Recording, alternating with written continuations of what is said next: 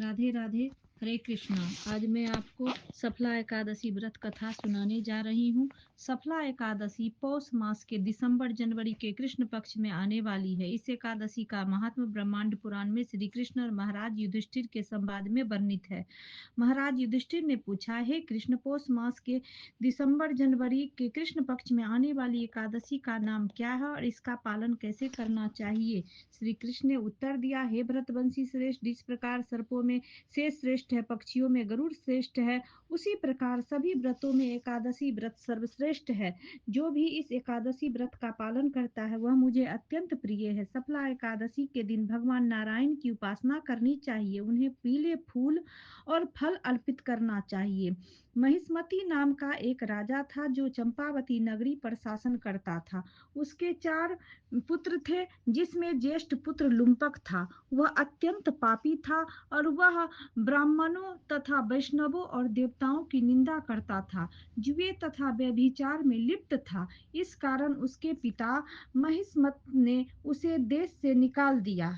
जब उसे महिष्मत ने देश से निकाल दिया, तब लुम्पक जंगल में रहने लगा और जानवरों को मारकर खाने लगा और रात्रि के समय वह नगरवासियों को लूटने लगा। वह वन में एक बट वृक्ष में वास करता था, जो भगवान को बहुत प्रिय है। कालांतर में सफला एकादशी आई। उस एकादशी से एक दिन पहले लुम्पक अत्यंत शीत और ठंड के कारण मूर्छित हो गया और दूसरे दिन एकादशी के दोपहर तक सर्दी और भूख के कारण वह मूर्छित पड़ा रहा। इसी कारण उसका एकादशी का व्रत हो गया। ठंड के कारण वह जानवरों को मार नहीं पाया और भूख और प्यास से मूर्छित रहा। वह कमजोरी के कारण उस दिन किसी भी पशु को मार न सका, इसलिए उसने भूमि पर गिरे हुए कुछ फल एकत्रित कर लिए और बट वृक्ष तक पहुंचते हुए सूर्यास्त हो गया। उसने बट वृक्ष की जड़ में समी भूमि पर फलों को रख दिया और भगवान से प्रार्थना किया कि हे भगवान, आप इस फल को स्वीकार करें। वह अत्यधिक सर्दी के कारण सारी रात जगने के लिए विवश हुआ। उपवास और जागरण के फल स्वरूप उसने अनजाने में ही सफला एकादशी का पालन कर लिया।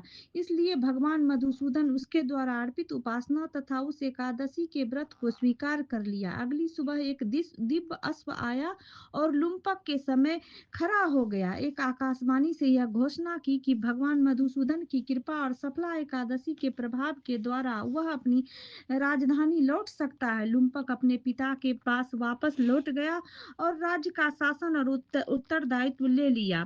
इस व्रत के करने से अंत समय में वह भगवत धाम को गया और भगवत कृपा प्राप्त की।